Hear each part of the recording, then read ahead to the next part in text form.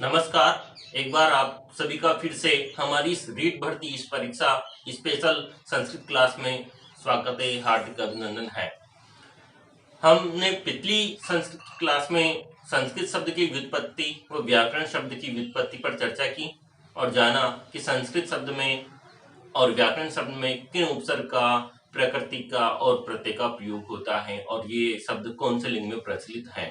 यानी हम कहें तो ये कि जिस स्तर से हमारे प्रश्न पूछे जाते हैं परीक्षा में, उन सभी स्तरों पर हमने चर्चा की है कि किस किस प्रकार से हमसे प्रश्न पूछा जा सकता है और अब तक किस किस प्रकार से परीक्षाओं में प्रश्न पूछे जाते रहे हैं, उन सभी पर हमने चर्चा की। और बिल्कुल हमारा इस कक्षा का जो स्तर है वो रीट भर्ती परीक्षा का ही है और उसको लेकर ही हम चलेंगे।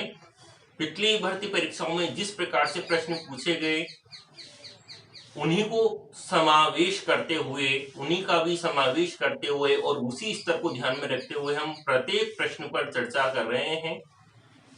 ध्यान रहे, संस्कृत में कोई नया प्रश्न नहीं हो सकता, प्रश्न वही है, क्योंकि व्याकरण यहाँ पर आपके सिलेबस में जो है व्याकरण में कुछ नया नहीं हो सकता। हाँ, प्रश्न पूछने का तरीका जरूर नया होता है, नए तरीके से प्रश्न पूछ लिया जाता है।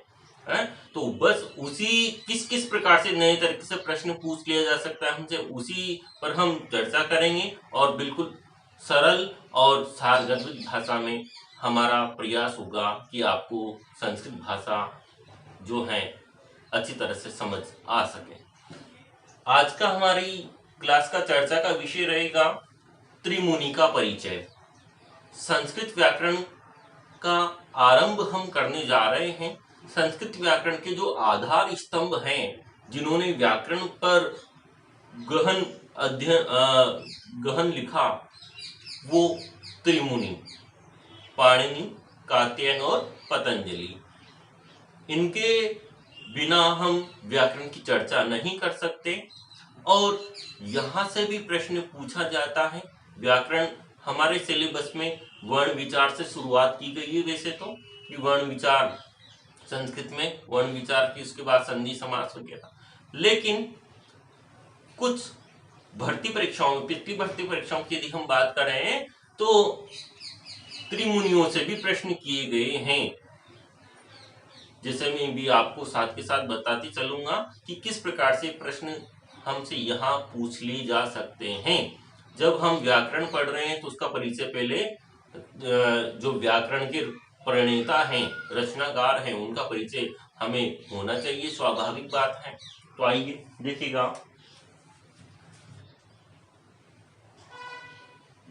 त्रिमुनि का परिचय।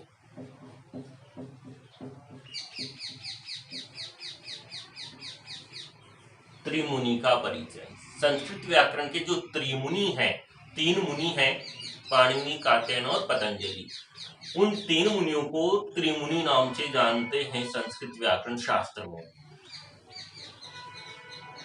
अब देखिएगा, सबसे पहले तो मैंने कहा आपसे कि जो भी मैं शब्द लिखूंगा एक एक शब्द का परिचय आपको बिल्कुल दूंगा, क्योंकि संस्कृत एक ऐसी भाषा है जिसमें शब्दों से खेला जाता है। शब्दों से खेला जाता है मतलब शब्द की पूरी हमें जाननी होती तथ्य है कि इसमें कौन सा उपसर्ग है, कौन सा प्रत्यय है, कौन सी प्रकृति है, कौन सी संधि है, कौन सा समास है। सब चीजें हमें ध्यान में रखनी पड़ती है, प्रश्न कुछ भी पूछ लिया जाता है। यहाँ त्रिमुनि शब्द आया है। एक बार रीट भर्ती परीक्षा में ही एक ऐसा प्रश्न पूछ लिया, द्वियमुनम, द्वियमुनम या त्रियमुनम, ऐसा प्रश्न था कोई, द्वियमुनम या त्रियमुनम। इत्यत्र क समासः, यहाँ कौन सा समास है। वैसे हम अभी समास नहीं पढ़ रहे हैं, लेकिन प्रसंग आया है प्रसंग के साथ साथ, संदर्भ के साथ साथ हम परिचय प्राप्त करते चलेंगे और जिस जिस प्रकार से प्रश्न पूछे गए हैं, बनते हैं, उन सभी पर भी विचार जरूर करेंगे। तो द्वियमुनम या त्रियमुनम शब्द देकर के यहाँ इसमें समास पूछा गया। जाहिर सी बात है सभी विद्यार्थियों का जवाब था द्विगु समास, क्योंकि प्रथम पद संख्यावाची है द्वि, यहाँ पर भी प्रथम पद संख्यावाची। हम जानते कि प्रथम पद यदि संख्यावाची हो तो वहां द्विगु समास होता है। तो बहुत सारे विद्यार्थी द्विगु समास आंसर देखे आ गए, लेकिन जो बिल्कुल गलत था। गलत इसलिए था कि ये अपवाद है। अपवाद से मतलब है जो सामान्य नियम का बाधक हो, जो सामान्य नियम को बांध करके उसकी अवहेलना करें, वो अपवाद। यानी यहाँ अविभाव समास में एक सूत्र आता है नदीभिश्च।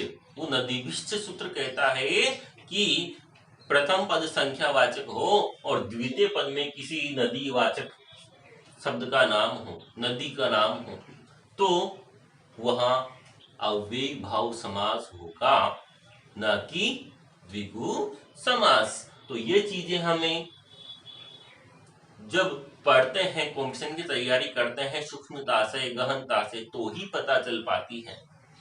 तो इसका सही जवाब है अव्ययीभाव समास, न कि द्विगु समास। तो ये प्रश्न पूछा गया था वैसे रीट भर्ती 2015 में, ये पूछ लिया। अब दोबारा तो इस प्रश्न को पूछेगा नहीं वो, क्योंकि हाईलाइट हो गया, ये तो सब जान गए भैया अव्ययीभाव समास है, द्विगु नहीं है, क्योंकि आ गया एक बार। अब आपसे जो प्रश्न पूछा जा सकता है वो त्रिमुनि पूछ ले कि त्रिमुनि इत्यत्र क समासः, यहाँ कौन सा समास है? क्योंकि प्रसिद्ध शब्द है त्रिमुनि, जो संस्कृत व्याकरण के 3 मुख्य आचार्यों के लिए प्रयोग में लाया जाता है त्रिमुनि। तो द्विगु हमसे यदि उदाहरण पूछेगा तो ये उदाहरण पूछने की ज्यादा संभावना बनेगी, क्योंकि एक प्रसिद्ध शब्द है। तो इसलिए मैं बताना यहाँ पर इस संदर्भ में उचित समझ रहा हूँ। यदि हमसे यहाँ समास का नाम पूछ लिया जाए, वही सबसे पहले आप यही कहोगे कि द्विगु समास है, पहला पद संख्यावाची है, लेकिन नहीं, ये भी अपवाद है। एक और सूत्र आता है वहां पर अव्ययीभाव समास में संख्यावंशेन, यानी प्रथम पद में कोई संख्यावाचक शब्द हो और द्वितीय पद में किसी मुनि का जन्म, वंश या विद्यावंश से उत्पन्न होने वाले मुनि का नाम हो, ऋषि मुनि का नाम हो, तो फिर वहां भी अव्ययीभाव समास होगा। तो कहने का सीधा सीधा मतलब ये रहा। आप तो सबको छोड़िए, ध्यान ये रखना है कि त्रिमुनि शब्द यदि आ गया और हमसे इसमें समास पूछ लिया तो हम बताएंगे अव्ययीभाव समास। अव्ययीभाव समास यह हम बताएंगे त्रिमुनि शब्द में, ये ध्यान रखना है। पहले ये पूछ लिया द्वियमुनम त्रियमुनम, अब पूछा जा सकता है त्रिमुनि शब्द में कौन सा समास है, तो हमारा जवाब द्विगु नहीं अपितु अव्ययीभाव समास होना चाहिए। ये पहली बात तो ये हो गई हमारी। तो त्रिमुनि शब्द में अव्ययीभाव समास है भाई, ये आप नोट कर सकते हैं। त्रिमुनि में शब्द में अव्ययीभाव समास है संख्यावंशेन सूत्र से। सूत्र आपको याद रखने की बिल्कुल आवश्यकता ही नहीं है, बिल्कुल नहीं पूछा जाएगा। हमारे स्तर के अनुसार केवल इसका समास का नाम जरूर पूछा जा सकता है, तो हमें पता होना चाहिए। अब हम आगे बढ़े और बात करें कि त्रिमुनियों में किन किन की गणना होती है। तो हम कह चुके पाणिनि, कात्यायन और पतंजलि की गणना होती है। तो क्रमशः एक एक का परिचय हम लेंगे। त्रिमुनि में जो पहले मुनि आते हैं, एक और बात मैं यहाँ बताना चाहूंगा कि प्रश्न हमसे पूछ लिया जा सकता है कि त्रिमुनीषु क अस्ति, त्रिमुनियों में कौन है? त्रिमुनीषु क नास्ति, कौन नहीं है? तो त्रिमुनियों में 3 मुनि हैं, पाणिनि, कात्यायन और पतंजलि। पहले हम परिचय प्राप्त कर लें, उसके बाद में हम प्रश्नों पर भी विचार करेंगे, किस प्रकार से हमसे यहाँ से प्रश्न पूछा जाएगा। तो पहले जो मुनि हैं हमारे वो हैं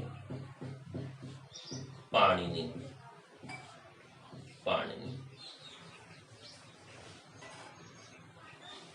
देखो, अब पाणिनि जो है प्रथम मुनि, यहां से हमसे किस किस प्रकार से प्रश्न पूछा जा सकता है। जैसे एक रीट भर्ती परीक्षा में शायद 15 में पूछा गया कि अष्टाध्यायी इति ग्रंथस्य रचनाकारः कः। अष्टाध्यायी ग्रंथ के रचनाकार कौन हैं? तो जवाब था पाणिनि। तो इस प्रकार से इनकी रचनाएं पूछ ली जाती, इनके अपर नाम पूछ लिए जाते हैं। इससे ज्यादा कुछ नहीं पूछता है आपसे इस स्तर के अनुसार। अपर नाम यानी पाणिनि के दूसरे नाम क्या है, इसकी मुख्य रचनाएं क्या है, स्थिति काल क्या है, इनके गुरु कौन है, माता पिता, ये चीजें पूछी जा सकती है। तो इन्हीं को लेकर के हमें यहाँ अध्ययन करना है। तो हम सबसे पहले बात करें पाणिनि के स्थिति काल की।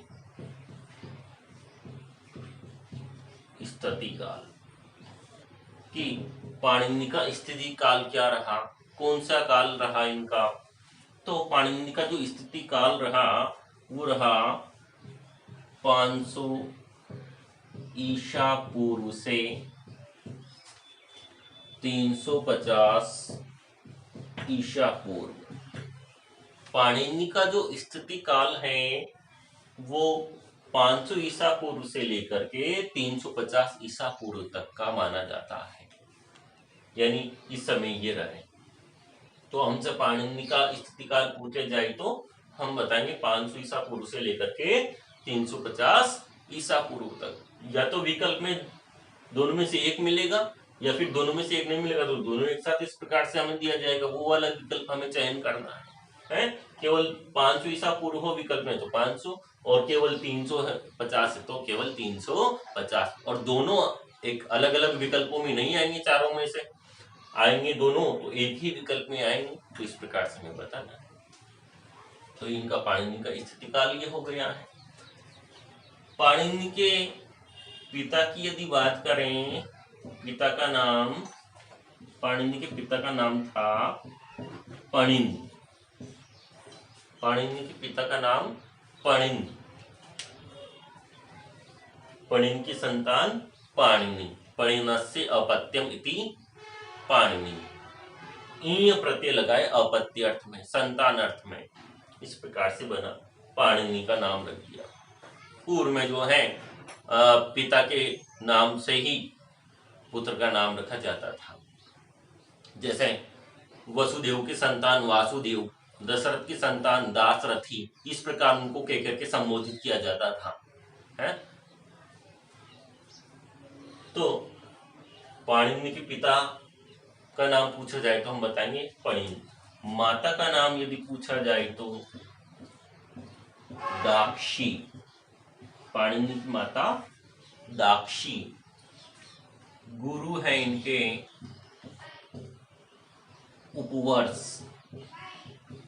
पाणिनि के गुरु का नाम उपवर्ष, या हम वर्षाचार्य भी कह सकते हैं। वर्षाचार्य पाणिनि के। इसके बाद इनका जन्म स्थान, यदि पाणिनि के हम जन्म स्थान की बात कर रहे हैं तो इनका जन्म स्थान है शालातुर ग्राम। शालातुर ग्राम जो अभी वर्तमान में लाहौर के अंतर्गत आता है। लाहौर पाकिस्तान। शालातुर ग्राम है पाणिनि का जन्म स्थान, जो अभी वर्तमान में पाकिस्तान के लाहौर में आता है। तो इस शालातुर ग्राम में इनका जन्म हुआ पाणिनि का। यदि इनकी शिक्षा प्राप्ति की हम बात करें, पाणिनि की शिक्षा प्राप्ति कहाँ पर हुई? पाणिनि की शिक्षा प्राप्ति हुई तक्षशिला जो प्रसिद्ध विश्वविद्यालय रहा है एक समय, तक्षशिला विश्वविद्यालय रावलपिंडी पाकिस्तान में आता है अभी।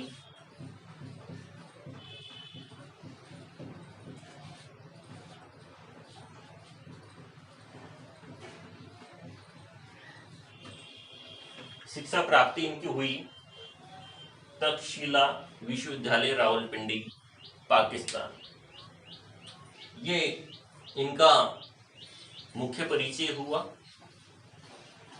जो मुझे पूछा जा सकता है। स्थिति काल, पिता का नाम प्रणीत, माता का नाम दाक्षी, गुरु उपवर्ष या वर्षाचार्य, जन्म स्थान इनका सालातुर ग्राम जो भी पाकिस्तान के लाहौर में है। शिक्षा प्राप्ति इनकी तक्षशिला विश्वविद्यालय रावलपिंडी पाकिस्तान में होगी, यह हमें ध्यान रखना है।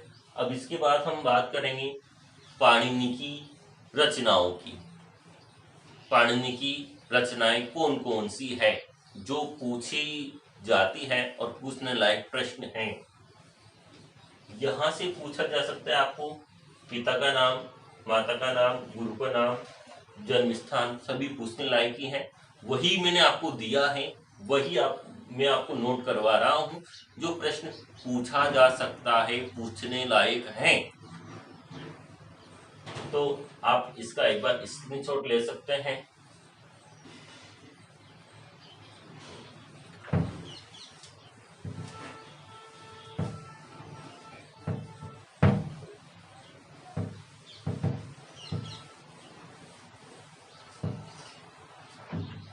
अब बात करें हम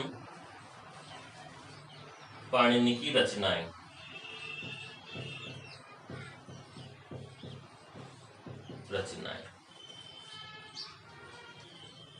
संस्कृत में कहेंगे तो कृतयः। जानना जरूरी है क्योंकि वहां जो हमारा प्रश्न होगा, आपके प्रश्न पत्र में लिखा हुआ आएगा, उस प्रश्न की भाषा शैली में रचना शब्द नहीं दिया जाएगा। क्योंकि संस्कृत में प्रश्न आपको देगा तो वहां आएगा कृति या कृतयः शब्द। कृति या कृतयः शब्द हमें मिलेगा। कृति शब्द का मतलब होता है रचना है। तो हमसे पूछ लिए पाणिनेः कृतयः सन्ति, पाणिनि की रचनाएं हैं या कौन सी नहीं है। पाणिनेः कृतयः को नास्ति अधोलिखितेषु, नीचे कुछ विकल्प देगा, कुछ और 4 विकल्प देकर के पूछ सकता है कि अधोलिखितेषु क पाणिनि कृति नास्ति, कौन से पाणिनि की कृति नहीं है।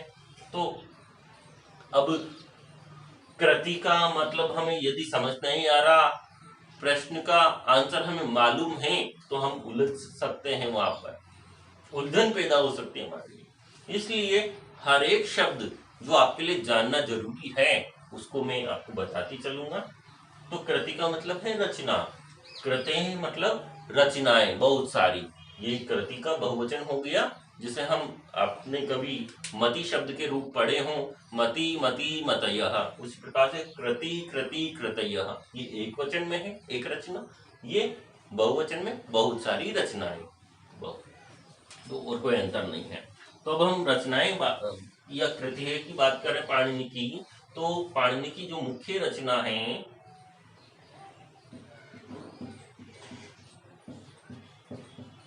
मुख्य रचना या जो मुख्य कृति है वो है अष्टाध्यायी। पाणिनि की मुख्य रचना है अष्टाध्यायी, जिसमें लगभग 4000 सूत्र लिखे गए हैं। सूत्र संख्या 4000।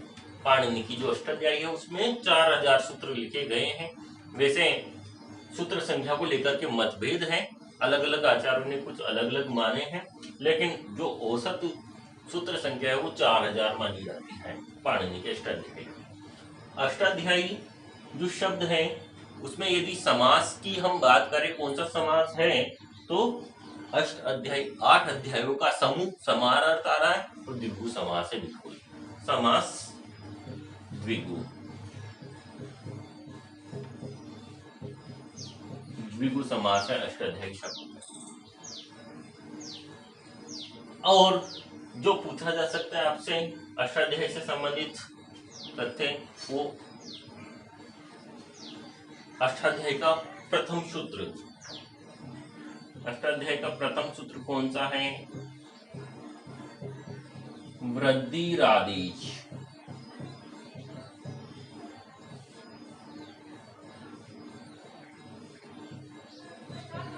वृद्धिरादेश अष्टाध्यायी का पहला सूत्र है।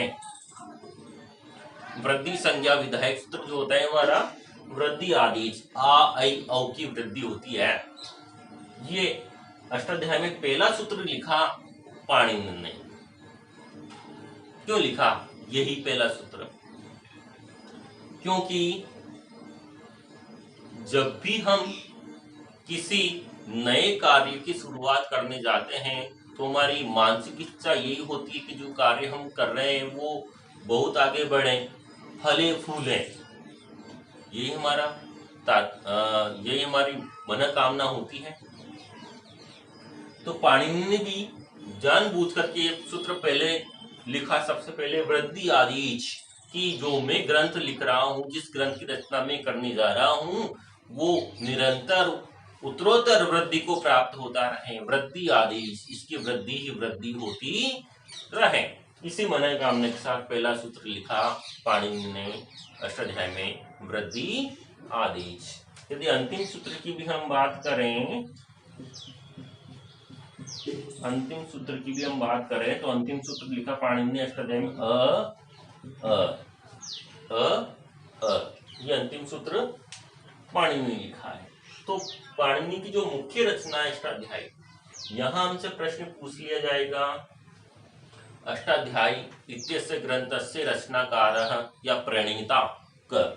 रचनाकार को हम प्रणेता भी कह सकते हैं, रचना करने वाला कौन है? तो पाणिनि है। अष्टाध्यायी ग्रंथे कति सूत्राणि सन्ति? कितने सूत्र हैं? 4000। समास अष्टाध्यायी शब्द में कौन सा समास है? द्विगु। अष्टाध्यायी ग्रंथ का पहला सूत्र अष्टाध्यायी प्रथमा सूत्र का वृद्धि आदेश पहला सूत्र है। अंतिम सूत्र ये अष्टाध्यायी का जो में जो हमें बातें तथ्य ध्यान रखनी है, महत्वपूर्ण ये महत्वपूर्ण तथ्य है। आप इन्हें भी नोट कर सकते हैं या स्क्रीनशॉट इनका ले लीजिए एक बार। अब हम बात करें पाणिनि की अन्य रचनाओं की।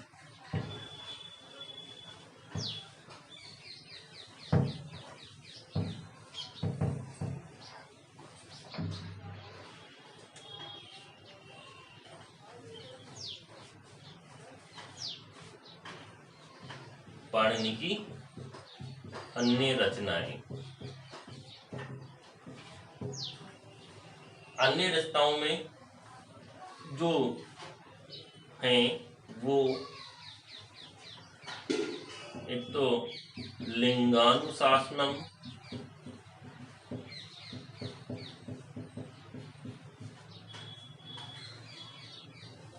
लिंगानुशासनम,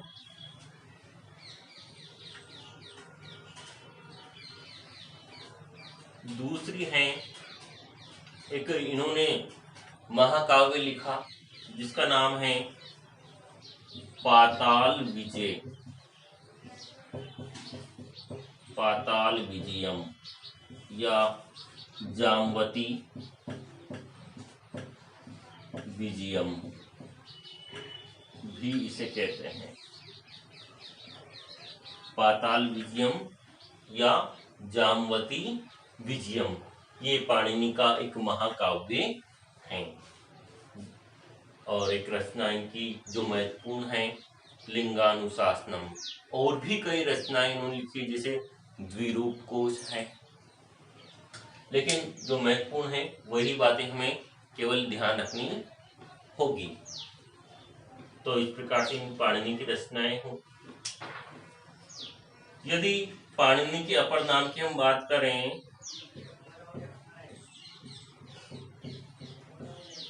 अपर नाम पाणिनि के, यानी पाणिनि को और दूसरे किन किन नामों से हम पुकारते हैं, किन किन नामों से पाणिनि को जाना जाता है, तो उनमें देखो, सबसे पहले तो इन्हें जो कहते हैं वो सूत्रकार, सूत्रकार, पाणिनि को सूत्रकार नाम से जाना जाता है। सूत्रकार इसलिए क्योंकि इनका जो मुख्य ग्रंथ है अष्टाध्यायी, इसमें इन्होंने सूत्रों की रचना की है, सूत्र लिखे हैं।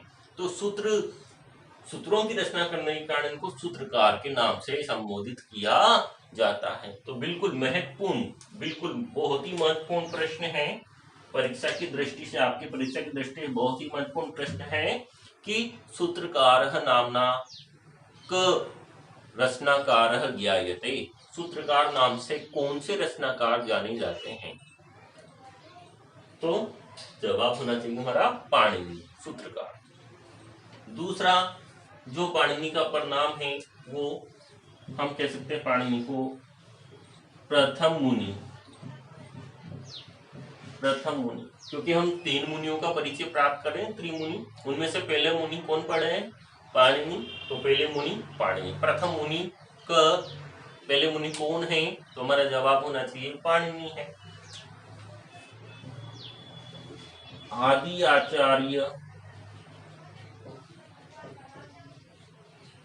आदि आचार्य, आदि शब्द का हमने उल्लेख पहले भी किया। प्रारंभिक आचार्य, पहले आचार्य हैं संस्कृत व्याकरण के, पहले आचार्य। तो हमसे पूछ ले आदि आचार्य का अस्ति, आदि आचार्य कौन है या आदि आचार्य क मन्यते, आदि आचार्य कौन माने जाते हैं, तो हमारा जवाब होना चाहिए पाणिनि। इसके अलावा इन्हें इनकी जो जन्म स्थान है उनके नाम से भी इनको जानते हैं। इनका जन्म हुआ सालातुर ग्राम में, तो इनको शालातुर्य, शालातुर्य भी कहा जाता है, पाणिनि को शालातुर्य। इनके प्रमुख प्रमुख अपर नाम मैंने आपको बताया, वैसे बहुत सारे नाम मिलते हैं लेकिन कोई मतलब नहीं है, हमें केवल पढ़ना वही है जो हमसे पूछा जाने वाला है, पूछा जाएगा और जो पूछे गए हैं अब तक प्रश्न। पढ़ने को बहुत कुछ होता है, बहुत कुछ है, लेकिन पढ़ना वही चाहिए जो हमारे काम का है, क्योंकि सिलेक्शन हम एक पढ़ने के तरीके से ही करवा सकते हैं, यो नहीं कि पढ़ रहे हैं हमें अता न पता कि हम पढ़ क्या रहे हैं, लेकिन बहुत सारी चीजें हम पढ़ते रहते हैं जो हमारी काम की ही नहीं है। तो आजकल कंपटीशन में सिलेक्शन जो है वो एक रणनीति के तहत होता है, रणनीति भी अपनानी पड़ती है, हमें रणनीति बनानी पड़ती है कि किस प्रकार से हमें पढ़ना है, क्या पढ़ना है और कैसे पढ़ना है, वो बात ज्यादा मायने रखती है। तो मैं आपको वही बताऊंगा जो हमसे पूछा जा सकता है, जिसकी संभावनाएं प्रबल होती है। तो सूत्रकार शब्द आपसे पूछा जा सकता है बिल्कुल, यहाँ प्रथम मुनि, आदि आचार्य और शालातुर्य, ये नाम आपको ध्यान में रखने हैं जो पाणिनि के लिए प्रयोग में लाए जाते हैं। ये पाणिनि की बात हुई, आप इनको भी नोट कर लीजिएगा। पाणिनि की अन्य रचनाएं जिनमें लिंगानुशासनम है और एक महाकाव्य जिसका नाम है पाताल विजयम या जामवती विजयम, है ना। केवल बस इतना ही, बहुत और भी है रचनाएं लेकिन इतनी महत्वपूर्ण नहीं है पूछे जाने की दृष्टि से। केवल पूछेगा तो अष्टाध्यायी पूछेगा, ज्यादा से ज्यादा लिंगानुशासन के बारे में पूछ सकता है, और भी है द्विरूप कोश वगैरह, उनकी लिखने की हमें आवश्यकता नहीं है। अपर नाम ये आप नोट कर लीजिएगा। अब पाणिनि का हमने ये विस्तार से परिचय प्राप्त कर लिया है। इसके बाद हम बात करें दूसरे मुनि की, जो हैं हमारे दूसरे मुनि कात्यायन।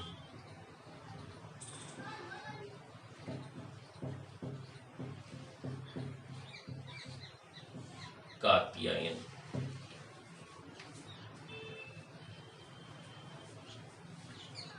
अब इनके बारे में भी वही हमें परिचय प्राप्त करना है। इनका जन्म कहाँ हुआ, इनकी माता कौन थी, इनके पिता कौन थे, ये सभी चीजें। स्थिति काल क्या रहा, तो कात्यायन की यदि स्थिति काल की हम बात करें तो कात्यायन पाणिनि के समकालीन ही थे। तो समकालीन होने के कारण इनका समय बिल्कुल वही पाणिनि का ही 500 ईसा पूर्व से 350 ईसा पूर्व इनका समय रहा कात्यायन का स्थिति काल। वही पाणिनि के समकालीन है ना। तो स्थिति काल आपको दोनों का एक ही ध्यान रखना है, पाणिनि और कात्यायन का। इसके बाद हम देखें जो महत्वपूर्ण प्रश्न बनता है यहाँ पर ये कि कात्यायन का मूल नाम, इनका मूल नाम वो है वररुचि। कात्यायन का मूल नाम है वररुचि, इनका वास्तविक नाम है वररुचि। तो फिर कात्यायन क्या है, कात्यायन इनका गोत्र है, गोत्र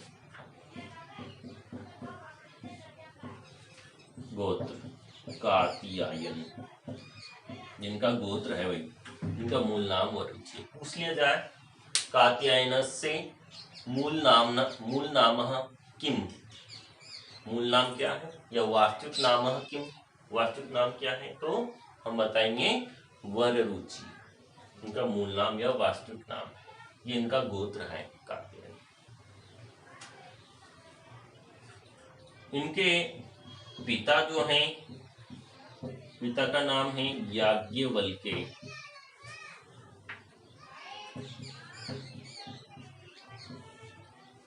कात्यायन के पिता याज्ञवल्क्य, माता कात्यायनी, कात्यायन की माता कात्यायनी है ना।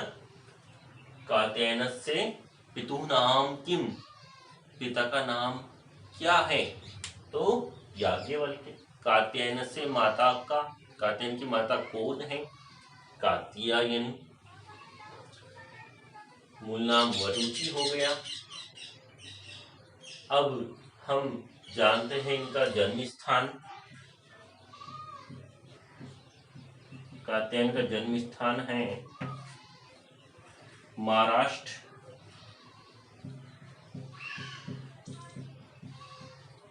महाराष्ट्र में इनका जन्म हुआ कात्यायन का। तो ये इनका परिचय हुआ, स्थिति काल, मूल नाम, गोत्र, पिता, माता और जन्म स्थान, ये हमें ध्यान रखना है। अब इनकी हम रचना की बात करें कि इन्होंने क्या लिखा, किसकी रचना की, तो इन्होंने वैसे कुछ लिखा नहीं। फिर इन्होंने जो है इनके समकालीन जो थे पाणिनि ने कौन सा मुख्य ग्रंथ लिखा था, अष्टाध्यायी। और अष्टाध्यायी में जो लगभग 4000 सूत्र पाणिनि ने लिखे, उन सूत्रों में जो कोई कमी रह गई, उन सूत्रों में आवश्यक संशोधन और परिवर्धन के साथ उन्हीं सूत्रों को फिर से दोबारा से प्रस्तुत किया। इन महोदय ने, कात्यायन महोदय ने क्या किया, पाणिनि अष्टाध्यायी के सूत्रों में आवश्यक संशोधन और परिवर्धन करके उन्हें दोबारा से प्रस्तुत किया, प्रसारित किया। और दोबारा से जो उन सूत्रों को संशोधन और परिशुद्ध करके प्रस्तुत किया, तो वो कहलाया वार्तिक।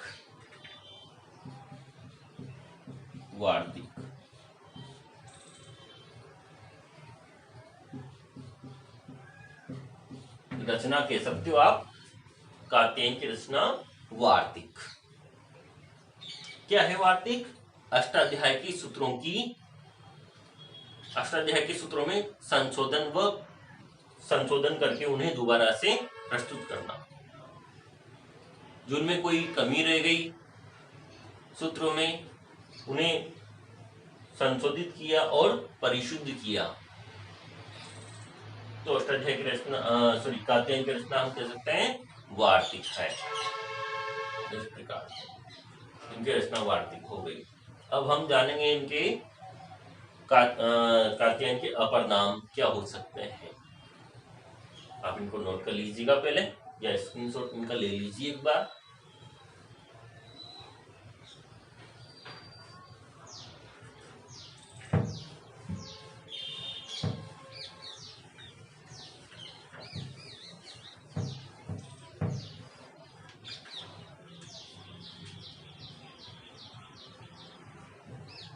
अपर नाम, कात्यायन के दूसरे नाम। सबसे जो महत्वपूर्ण है वो है वार्तिककार। वार्तिककार महत्वपूर्ण वार्तिककार का मन्यते। वार्तिककार कौन माने जाते हैं? पाणिनि, कात्यायन। तो हम बताएंगे कात्यायन, क्योंकि इन्होंने वार्तिक की रचना की है। वार्तिक की रचना की। अष्टाध्याय के सूत्रों को जो संशोधन किया इन्होंने, वो किस नाम से किया? वार्तिक के नाम से किया। उनमें जो कोई कमी रह गई उनको परिभाषित किया, वो किया वार्तिक के नाम से। अतः इन्हें कहा जाता है कात्यायन को वार्तिककार। ध्यान रहे, प्रश्न हमसे पूछ लिया वार्तिककारः का मन्यते, वार्तिककार कौन माने जाते हैं। विकल्प में कहीं भी कात्यायन शब्द का नाम नहीं है, वहां वररुचि शब्द का भी हमें नाम दिया जा सकता है। कात्यायन नाम ही नहीं हो विकल्प में, फिर हम क्या करेंगे? वररुचि को लगाएंगे, क्योंकि इनका वास्तविक नाम वररुचि है। तो विकल्प में कात्यायन या वररुचि दोनों में से कोई भी हो सकता है। कात्यायन भी हो सकता है और वररुचि भी हो सकता है। हाँ, लेकिन दोनों में से होगा एक ही, क्योंकि दोनों ही सही है। कात्यायन का है चाहे वररुचि का है। जैसे किसी का निकनेम, बहुत सारे व्यक्तियों का निकनेम भी होता है, तो उसी निकनेम से वही व्यक्ति जाना जाएगा और वास्तविक नाम से भी वही व्यक्ति जाना जाएगा। तो इसी प्रकार से कात्यायन कहे चाहे वररुचि कहे, बात एक ही है। तो विकल्प में दोनों में से एक ही होगा। ऐसा नहीं कि 4 विकल्पों में से एक में कात्यायन दे दिया, दूसरे में वररुचि दे दिया, ऐसा प्रश्न नहीं हो सकता है। तो ध्यान रखिए, वार्तिककार पूछे जाए तो वररुचि या कात्यायन, जो भी ऑप्शन में मिले वो हमें मार्क करना है। तो इनका अपर नाम हो गया वार्तिककार, जो मुख्य इनके बारे में बात है। और हम इनको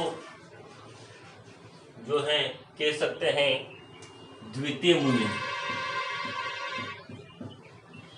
त्रिमुनियों का हम परिचय प्राप्त कर रहे हैं। उनमें से कौन सा क्रम है कात्यायन का? दूसरा। तो हम इन्हें द्वितीय मुनि के नाम से भी जान सकते हैं, द्वितीय मुनि भी कह सकते हैं, दूसरे मुनि। पूछा जा सकता है त्रिमुनिषु द्वितीय मुनि क अस्ति। त्रिमुनियों में दूसरे मुनि कौन है? कात्यायन है या वररुचि है।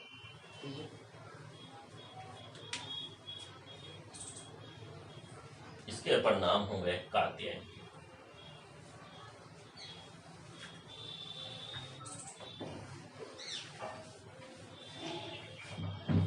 अब हम बात करें जो तीसरे मुनि है त्रिमुनियों में,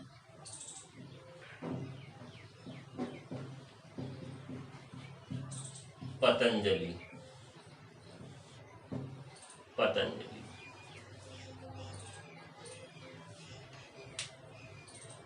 देखो पतंजलि, इनका बारे में जो हमें वही बातें ध्यान रखनी है। स्थिति काल, जन्म, माता पिता का नाम, गुरु का नाम हो गया। तो इनका स्थिति काल रहा पतंजलि का 150 ईसा पूर्व से 50 ईसा पूर्व। पतंजलि का स्थिति काल रहा 150 ईसा पूर्व से लेकर के 50 ईसा पूर्व तक, उनका समय माना जाता है पतंजलि का।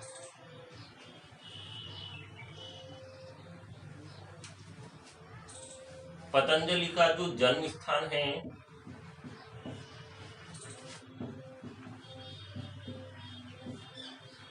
वो भी महाराष्ट्र में ही है।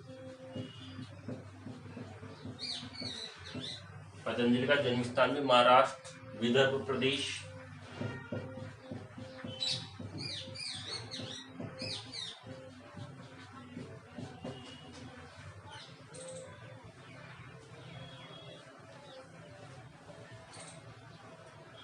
पतंजलि की जो माता है, इनकी माता का नाम है गोणिका। पतंजलि की माता का नाम है गोणिका, पूछ लिया जाए। पतंजलि जो शब्द है उसमें संधि होती है, जिस संधि का नाम है पररूप संधि। पतंजलि पररूप संधि, ये इसमें भी पूछा जा सकता है। बिल्कुल ये प्रश्न इसमें पूछने की संभावना बनती है, क्योंकि ये वार्तिक से सिद्ध होता है। सकंद्वादिषु पररूपम वाच्यम।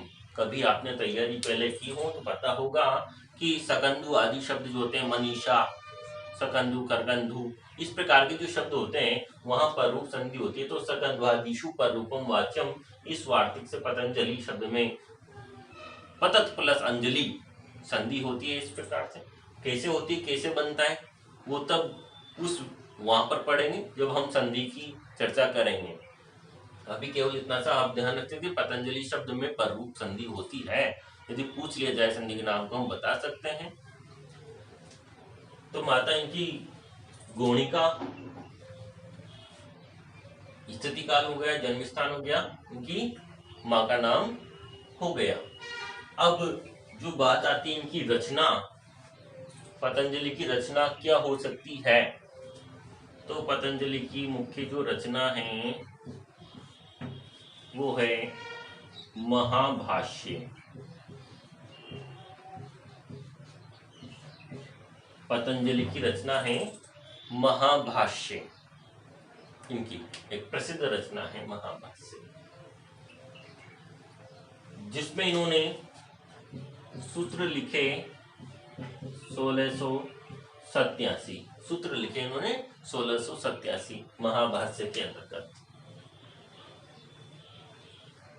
इनकी जो अन्य रचनाएं हैं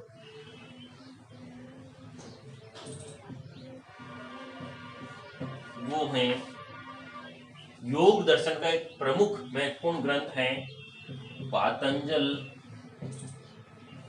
योग सूत्र। पातंजल योग सूत्र, और एक और है, एक महाकाव्य भी है इनका, वो है महानंद महाकाव्य।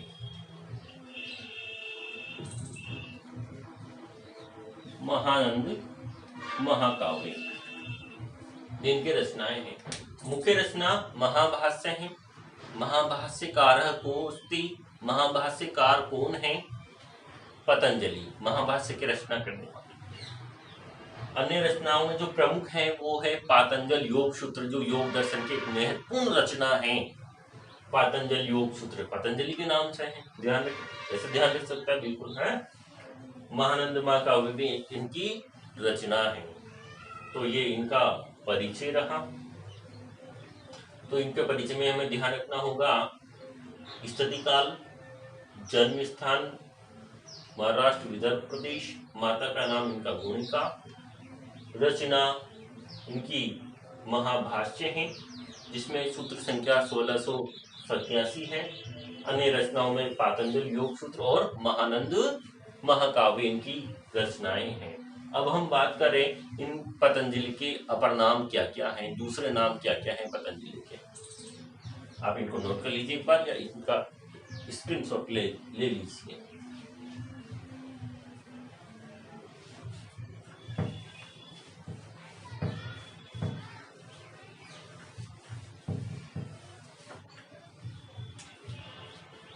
अपर नाम,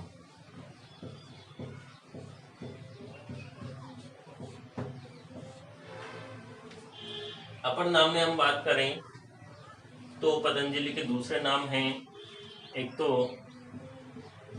महाभाष्यकार, वेरी वेरी इंपॉर्टेंट, बहुत ही महत्वपूर्ण।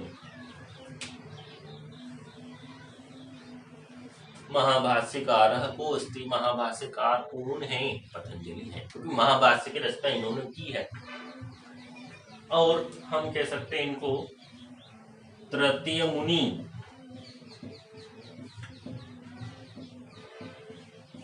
तीसरे मुनि। त्रिमुनियों का हम परिचय ले रहे हैं, उनमें कौन से नंबर पर आया पतंजलि? तीसरे नंबर पर। तो तृतीय मुनि हम इनको कहेंगे, महाभाष्यकार और तृतीय मुनि। इसके अलावा पतंजलि को एक और महत्वपूर्ण नाम दिया गया, वो है शेषावतार। शेषावतार इनको कहा जाता है। कह मुनि त्रिमुनिषु कह मुनि शेषावतार मन्यते। त्रिमुनियों में से कौन से मुनि हैं जो शेषावतार माने जाते हैं? पतंजलि, क्योंकि इन्होंने शेषनाग के रूप में जन्म लिया, मतलब शेषनाग ने ही पतंजलि के रूप में जन्म लिया, ऐसे हम कह सकते हैं। माता जो गोणिका हैं, उन्होंने इनको सर्प के रूप में अपनी अंजलि में हाथों में लिया और उससे पतंजलि प्रकट हुए, इसलिए इनको शेषावतार कहा जाता है। ज्यादा हमें यहाँ जानने की आवश्यकता नहीं है, ये हमारा प्रसंग नहीं है, केवल और केवल हमें इतना जानना है कि अपर नाम इनके क्या क्या है। शेषावतार हम इन्हें कह सकते हैं। तो अपर नाम महाभाष्यकार, तृतीय मुनि और शेषावतार। ध्यान रहे, सूत्रकार तो पाणिनि है, वार्तिककार पतंजलि वो कात्यायन या वरुचि है, और महाभाष्यकार पतंजलि है। ये तीनों शब्द महत्वपूर्ण हैं, सूत्रकार, वार्तिककार और महाभाष्यकार। इनमें से प्रश्न हमसे पूछा जा सकता है, और अन्य अपर नाम भी हमें याद रखने हैं। अब बात आई कि जो तीन मुनि हैं उनमें से प्रश्न हमसे और कैसे पूछे जा सकते हैं। सबसे पहले तो मैं आपको ये बताना चाहूंगा कि तीन मुनियों के बारे में एक बात कही गई है। कौन सी बात कही गई है? यथोत्तरम मुनिनाम प्रामाण्यम। यथोत्तरम मुनिनाम प्रामाण्यम, एक बात कही गई त्रिमुनियों के विषय में। क्या है देखिएगा, यथोत्तरम मुनिनाम प्रामाण्यम। यथोत्तरम, उत्तर, यथोत्तरम यानी क्रमशः, क्रमशः उत्तरोत्तर, उत्तरोत्तर बाद वाले मुनियों को प्रामाण्यम, प्रामाणिक समझा जाए। उत्तरोत्तर मुनियों को प्रामाणिक समझा जाए। अब कौन कौन मुनि? पहले तो हमारे पाणिनि, फिर कात्यायन, और फिर पतंजलि।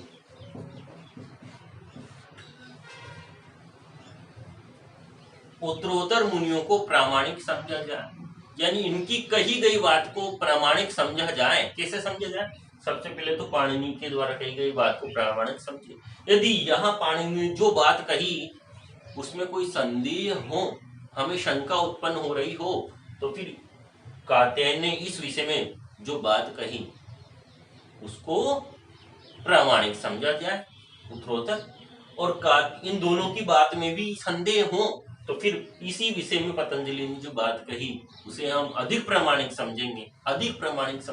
तीसरे मुनि यही है, यानी सबसे प्रामाणिक, सर्वाधिक प्रामाणिक मुनि कौन हुए? पतंजलि हुए। उनके बाद हम किसी की बात को नहीं मानेंगे, इन्हीं की बात को मानेंगे लास्ट में जाकर के, अंत में जाकर के, कि इन्होंने जो कह दिया वही सही है, बिल्कुल ऑथेंटिक है पतंजलि ने जो कह दिया। सबसे पहले तो इनकी बात को प्रामाणिक समझेंगे, यदि इसमें कोई संदेह हो तो भी इनकी बात को प्रामाणिक समझेंगे, दोनों ही की बात में कोई संदेह हो तो फिर इसी विषय में पतंजलि द्वारा कही गई बात को हम बिल्कुल प्रामाणिक समझेंगे। तो यथोत्तरम मुनिनाम प्रामाण्यम, इससे तात्पर्य ये हुआ कि सर्वाधिक प्रामाणिक मुनि पतंजलि हैं।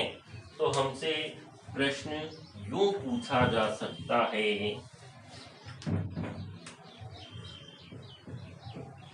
त्रिमुनीषु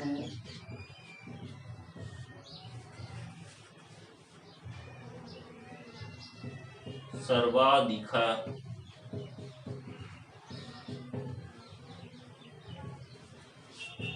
प्रामाणिक मुनि मन्यते। त्रिमुनियों में सर्वाधिक प्रामाणिक मुनि कौन माने जाते हैं? विकल्प में हमें दे दे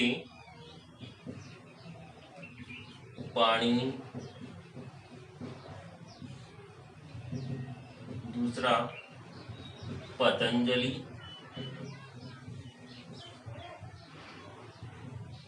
तीसरा कात्यायन या वरुचि,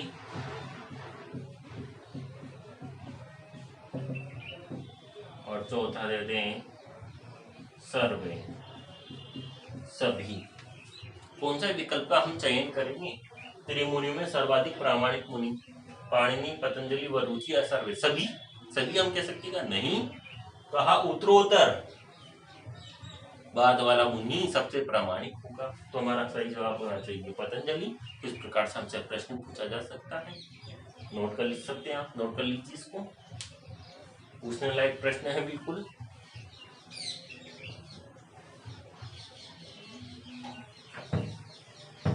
और हमसे प्रश्न पूछा जा सकता है,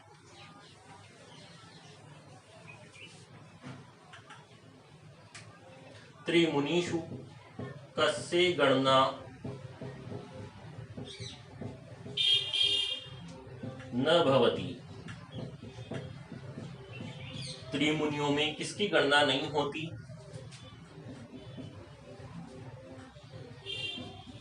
वररुचि,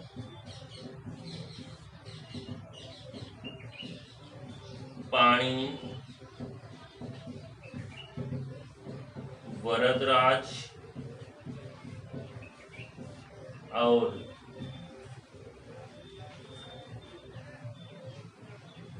पतंजलि। त्रिमुनि में किसकी गणना नहीं होती?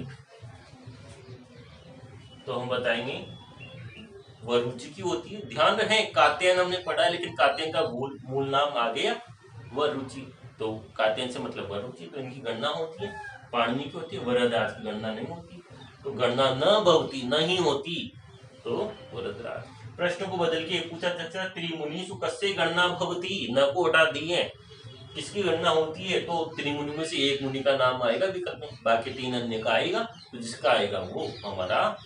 प्रश्न को कैसे भी हेर फेर करके बदल के पूछा जा सकता है, हमें जवाब पता होना चाहिए, ये बात हुई। तो इस प्रकार से हमसे प्रश्न पूछा जा सकता है, इनका परिचय पूछा जा सकता है। सूत्रकारक अस्ति, महाभाष्यकारक अस्ति, वार्तिकारक अस्ति,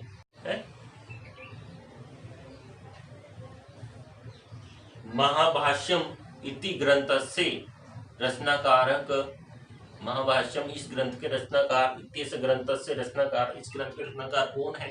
तो बताएंगे हम पतंजलि है। तो इस प्रकार से त्रिमुनियों का हमारे लिए परिचय हुआ। हमने जिस प्रकार से प्रश्न बन सकते थे उन सभी बिंदुओं पर विस्तार से चर्चा की है। आशा है कि जो हमने त्रिमुनियों का परिचय लिया उस में से प्रश्न बाहर जाने की संभावना बिल्कुल नहीं है, न के बराबर है, क्योंकि हम वही पढ़ रहे हैं जो पूछा जाता रहा है और पूछे जाने की प्रबल संभावनाएं बनती है। तो आज की क्लास में इतना ही। धन्यवाद। आगे की क्लास में हम जो है अन्य रचनाकारों पर बात करेंगे, जिनमें अन्य रचनाकारों में मुख्य रचनाकार हैं वरदराज आचार्य हैं, भट्टोजी दीक्षित हैं, उनके बारे में भी हम चर्चा करेंगे। और फिर जो हमारा पहला बिंदु है वर्ण विचार, उसको आरंभ करेंगे। वर्ण विचार क्या है, वर्ण क्या है और वर्ण कितने प्रकार के होते हैं, इस प्रकार हम उस बिंदु पर अगली क्लास में चर्चा करने वाले हैं। तो आज के लिए इतना ही। धन्यवाद।